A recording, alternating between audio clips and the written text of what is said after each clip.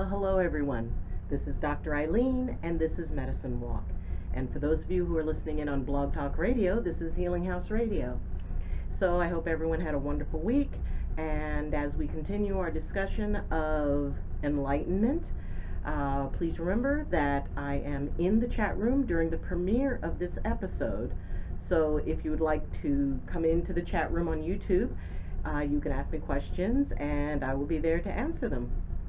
Otherwise, if you're on Blog Talk Radio, listening in on Healing House Radio, then you can leave comments at the bottom of the episode. So, today we're going to be talking about the path of enlightenment, and so far we've talked about how it affects what kind of processes that we go through as we're deciding, first, what does enlightenment mean to us as an individual? And second, what are some of the things that we can do to sort of, begin that path? Now, as I said before, any type of path, especially a path like this, part of it is, finding that sweet spot, that goal point when you go, okay, this is it, I've reached it. The other part is, how do I incorporate this into my everyday life and my everyday relationships? And so today we're going to be talking about relationships and how spiritual paths can have an effect on them. So when we think about, that idea of, that place of spiritual oneness and enlightenment, often it is sort of a solitary viewpoint. It's, the person who goes off into a cave by themselves and meditates for a month, or someone who, just kind of goes to maybe a monastery or some type of environment where there's a sense of isolation. Because part of that path is about looking inward. It's about focusing your energy, to those places within yourself. Where are those places that are out of harmony that can be brought into harmony? And so it is very much about introspection.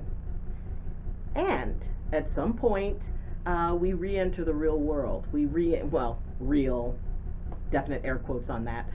And there's a lot of opinions on that. Maybe we'll take that in another month. We'll start discussing real versus not real. But the idea of the everyday world, of the mundane world, the world where, we have to go grocery shopping and pay taxes and clean out the cat box and, deal with traffic and all of these things. And most often, people, when they're trying to seek enlightenment, they're trying to find a way to deal better with that mundane world around them, a way to be able to stay in a place of harmony, a place of balance, while not, kind of getting sucked into the negativity and all those other things. And when people come to me and talk to me about it, and, they just say, it's like, look, I just want to be at peace. I just want to be in that place of peace and stillness and of love. And I don't want to go into those hard places, which, that makes sense. That is not something that people normally, want to indulge in. And if we could all stay in our wonderful, happy places, just absolutely peaceful all the time, for those who would embrace that, that would be a goal. It's a very difficult one. It's not impossible, but it's very, very difficult. In my mind, enlightenment isn't so much about going there and staying there. It is about being able to be anywhere, anytime, and be able to not attach to what it is that's going on around you, to the point where you can be objective about it. It's, for me, enlightenment has a definite aspect of objectivity and balance. To look at something, it's like, okay, that person, cut me off on the freeway, to immediately go, okay, that was a thing, that was an event, moving on. It no longer matters. So, whatever it means to you, and once you've identified what enlightenment actually means to you, that's when we need to take a look at what it is that we can do to maintain that. And it's very easy up on the mountain, and I have been on the mountain, spent days on the mountain with no fire, no food, talking to nobody, not so much as a wristwatch, and just being there in that place of just being. And you come down off the mountain, and the work is to be able to hold on to that, not have it be your perpetual state, and being able to go back to it anytime you consciously choose to. So for me, it's not so much about it becoming the norm, but a tool that I can access at any time that I choose to. And I mean, for me, life is about feeling and experiencing, including things like anger and frustration and fear, because some of my most inspirational moments have come when I was afraid.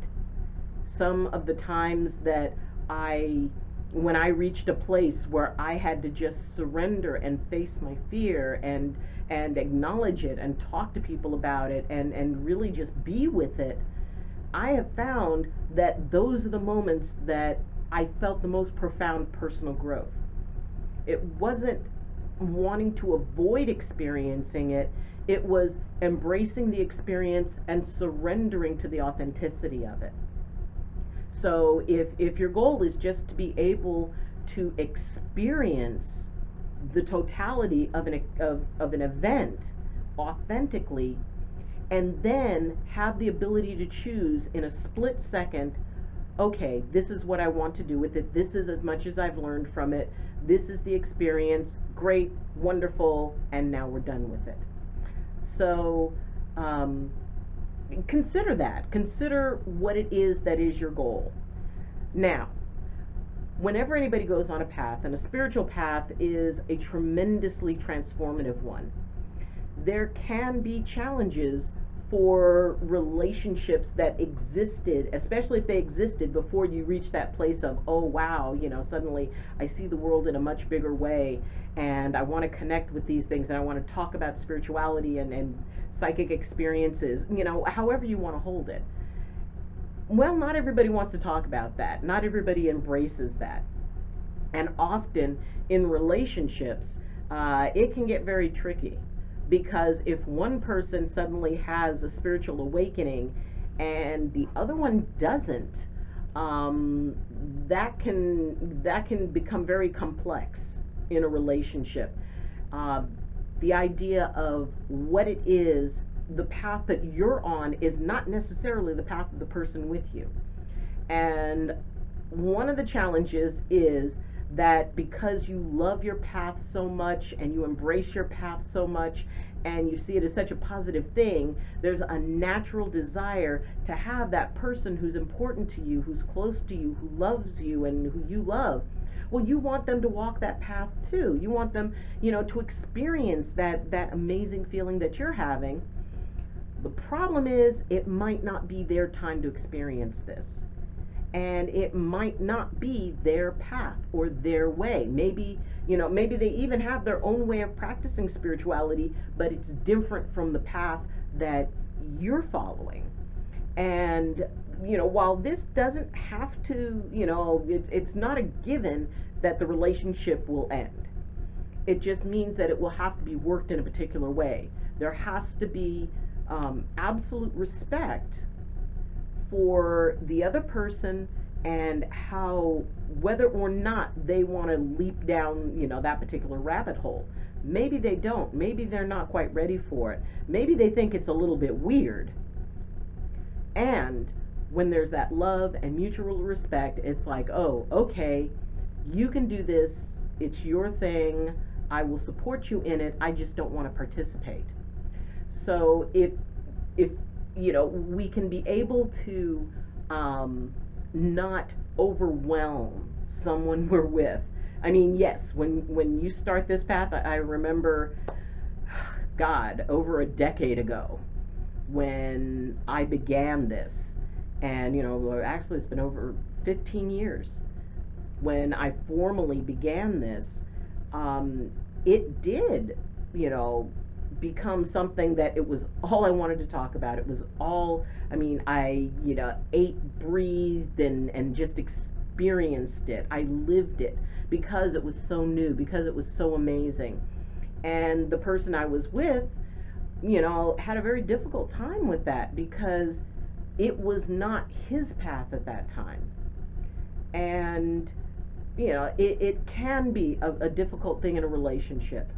Whether it's a friendship, whether it's a work relationship, often, people in work environments, you want to talk about it, and, there may be aspects of it that, might be best kept out of the workplace. There's some tremendously personal, transformative experiences that you may not really be able to feel appropriate to talk about. If somebody says, "Oh, well, what did you do this weekend?" and that you were in a sweat lodge and you did any one of many types of ceremonies, it was deeply moving, and you're still processing what happened and you're still integrating it, maybe you don't feel like talking about it, or maybe it's like, oh my gosh, I want to talk about this thing that happened. And especially in a work environment, if people don't resonate with that, it can interfere with your working situation and your work relationships. Generally, I believe that if you have like a deep spiritual experience and you feel you want to talk to somebody about it, kind of check in with yourself as to why you want to talk about it. Is it that, you just want to share it? Is it you want to kind of, brainstorm or, kind of think out loud about, what it means to you? Or it may have been like amazingly wonderful and you just feel like, in some cases, it's almost like the first time you fall in love. And it's that new love feeling where, all you want to do is talk about this person and be with this person and interact with this person. And, in a way, following a spiritual path is in many cases, to me, like being in love. It sort of takes over. And, you learn after a while, it does mellow and it's not all you talk about. I remember there was a time when a young man came to a party, and it was just a social party of some folks who were, fairly, active spirit workers. And his idea was, oh my gosh, I'm going here and these spirit workers, and we're going to talk about spirit, and we're going to talk about energy, and we're going to talk about all this stuff.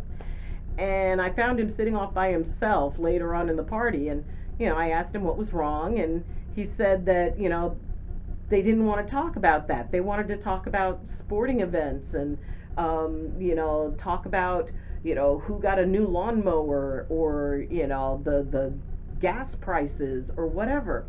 And he was very upset that it seemed so mundane. And so I explained to him, well, yes, there is that point when people talk about, their work, and it is a work. And we're still people. Everybody still has, the aspect of being a spiritual worker or, any type of participant in this sort of work or practice. It is part of you, but it is not all of you. And when you first start doing it, it is all of you. And then it sort of mellows and it calms down, and then it's like you get together and you talk about the new movie that came out, or you talk about whatever, a sporting event, or who's got a new car, or relationships. And sometimes that can be a little bit difficult, especially for someone who's new into it. So as you move down your path of enlightenment, understand that not everybody is going to be on the same page as you. Some people are going to be, they haven't even cracked the book open, and others are starting on the next book. And that's okay, because everybody, even the most experienced people, even the people who have reached that place of enlightenment, however it means to them, at some point they hadn't cracked the book open yet. And so, the more you do this work, the more you practice it, the more it just becomes just a regular part of the world. And as you, work in, that way, you learn how to, separate, just going out and going to a movie and having pizza and whatever, from, okay, we're going to do an energetic clearing, we're going to be, going into a deep place of prayer, we're going into an indigenous ceremony, and then, when you finish that, you're talking together, you're laughing, you're whatever, you're being tired, and then you go back to your regular world. Because it is about walking between worlds. It is about finding that balance point so that you can be able to walk with one foot in spirit world and magic and another foot in the world where you're paying taxes and cleaning the cat box and doing laundry and all of that. Once you reach a point where it's all the same and you see the magic even in cleaning the cat box, and you can see the normalcy of sitting in meditation for hours and hours and hours, it all becomes one. And that takes a long time. And as you work this path of enlightenment that is your own, you'll have those points when these amazing, wonderful epiphanies happen, and you'll want to share them. My recommendation is that you get to know other people who are sort of on a similar path. And that way, when you guys want to get together and talk magic and spirit and energy and all of that stuff, you can sit and do that to your heart's content. And have those friends who are not a part of that world, yet who you enjoy going to movies with, or maybe you like going bowling or miniature golfing or playing video games or whatever. Because it's about balancing the two. It is about being in that place of enlightenment and that place of just being and hanging out. And when you can be able to balance those two and slide in between them whenever you feel like it, that's when you're getting to that place of the enlightenment. That's when you're getting to that point where it's no longer conscious, but just sort of neutral. And like I said, that idea of, never having an angry thought, or never having a sad thought, or never having a fearful thought, if that is your definition, if that's what you establish as enlightenment, understand that's going to take a lot of work. You're probably looking at anywhere from 20, 40 years. Maybe it'll happen faster. There are people who have spontaneous epiphanies of enlightenment, but usually those happen to the ones who are absolutely not looking for it. It is an epiphany moment. And yet you're going to have many, many, many epiphany moments. I don't believe enlightenment is a single, a solitary point. I believe it's a state of being. And because we are living in this space, there's always going to be something to come in and challenge that balance point. Once we leave this life, it's a lot easier. Or in my mind, it's probably a lot easier. But as we walk and as we exist in this world, it's about being able to blend that spirit and that, mortal, mundane, everyday world, and having them exist as one. It is the, wow, that happened, that sucked, that either pissed me off, made me afraid, or, made me, irritated or whatever, and now it's gone. And now I've let go of it and moving on. So I would say a good practice is, having, just those regular moments that come up. Somebody cuts in front of you in the grocery line. Somebody is, kind of, elbows past you through a door. somebody cuts you, swings their car in front of you without looking. Someone takes the parking spot that they know you were waiting for. You had signaled you were waiting for it, and they just zip into that parking spot. It is about experiencing all those things and being able to go, wow, I fully acknowledge the reality of that moment, the authenticity of that moment, everything about that moment, and I will not attach to it. I experience it, embrace it, learn from it, and let it go. So if that's where you're at, if that's what you're looking for as a part of your experience, that you will find a lot easier, because it's not that you don't go there, you just don't put up a tent and set up camp. You don't carry it through the day. You don't go home and complain about it to somebody, or whoever will listen. It's like, oh, okay, well, we're done with that. We're moving on. It no longer has value in my world. It no longer is something I choose to invest my energy in. And really, that's part of the key of it. Where do you choose to invest your energy, and how do you choose to invest your energy? If you are able to be at peace with the fact that there's a lot that we can't control, and if you can go, okay, I cannot control the fact that someone else did a jerky thing, okay, then you just accept it, that's on them, that's their issue, and you move on. So consider what it is that your path is, your chosen path, and then look at the people around you in your world. How many of them share that type of search? How many of them maybe they've got a spiritual path, but it's a different tradition? And see, that's another piece to it. For some, it's very easy to fall into when you kind of latch onto something that really, really works.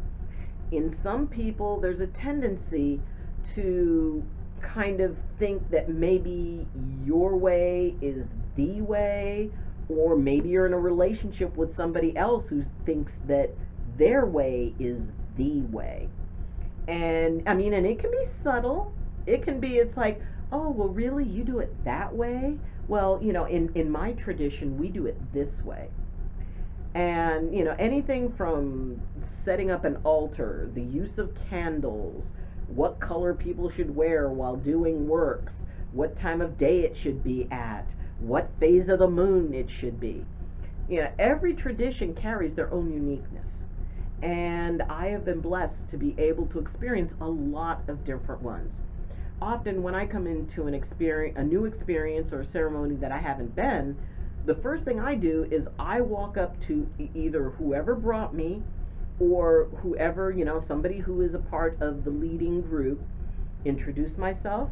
I explain, or if somebody has brought me, I ask them to introduce me.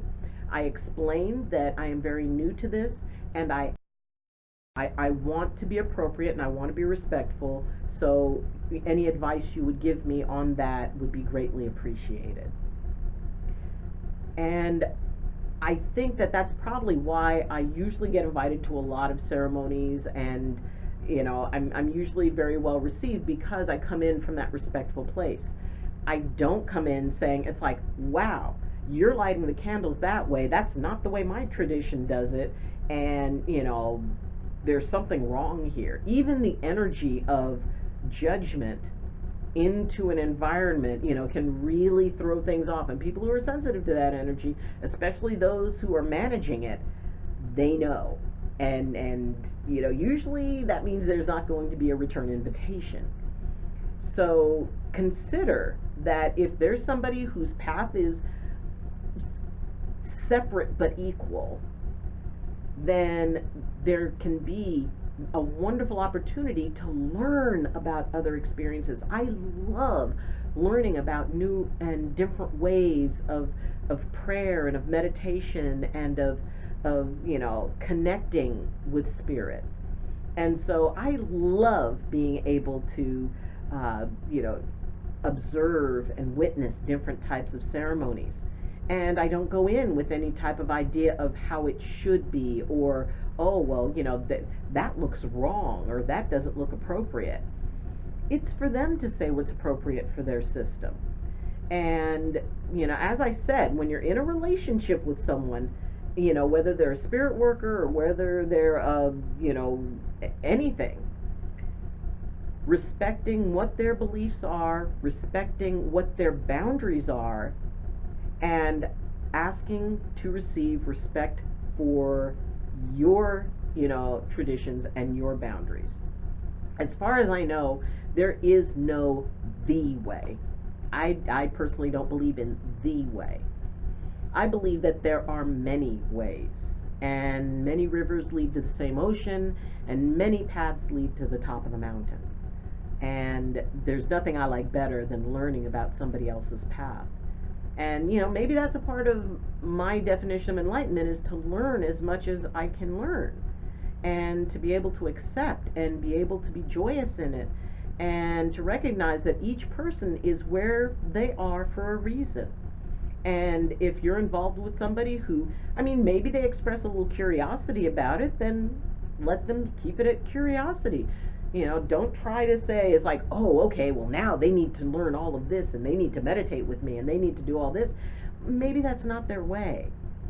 So establishing agreements about, okay, if I'm talking about this too much, which, again, new folks tend to do, that it's okay for the other person to say, you know what, I really embrace this for you, and I really don't feel I want to, engage in a conversation about it. That's when you go find your spirit friends, and you can talk to them all you want. But just always remember that this path is personal. This path is yours. This path is the way you're walking it. Maybe no one else is meant to walk it in that way.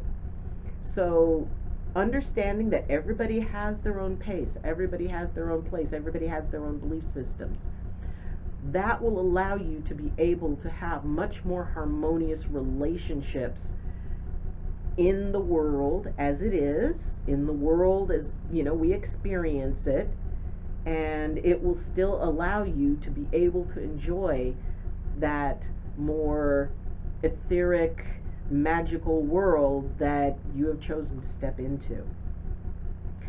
So just consider, be respectful, be courteous, and expect respect and courtesy. If we can all learn to play nice, then maybe, who knows, when we don't push people into trying to get them to, go along with our program, it's amazing how often that people will become curious, and they might ask more questions, or they might want to be more involved in it. But let them come to that in their way, because you've got enough work on your own. So, I hope this was helpful. We will have, next week, we'll have our final discussion on enlightenment, and I almost said empowerment, which, there's a certain level of that in the work too. So next week we'll have our final discussion. October we will start our new topic, and I hope that this has been helpful for you. If it has, and you're watching this after the premiere, please leave a comment. If you're on Healing House Radio, leave a comment. I do check the comments, and I am happy to answer them. If there's a topic that you would like me to cover, we have October, November, and December, so we've only got 3 more topics that we're going to cover in this teaching series. So if you have a particular topic that you are burning to have me cover, please let me know. You can reach me in the description, is my, you can reach me through Twitter. You can also join up with the Facebook group, Medicine Walk with Dr. Eileen. And if you found value in this, then please hit like and subscribe, because it's cool to see, the community slowly grow. You could share this video. And if you wish to support me in a slightly bigger way, you can go in the description. There's a link to my Patreon account. And for as little as $2 a month, you can sponsor this channel. So thank you for that. Thank you for being here with me. And whatever your path is, I wish you absolute joy on it. Because the whole thing is you don't have to do this. You get to. And as long as you can keep that idea, then it makes it a little bit smoother. So, take care. And as always, I wish you balance, and I wish you blessings from my heart to yours. Love you, and class dismissed.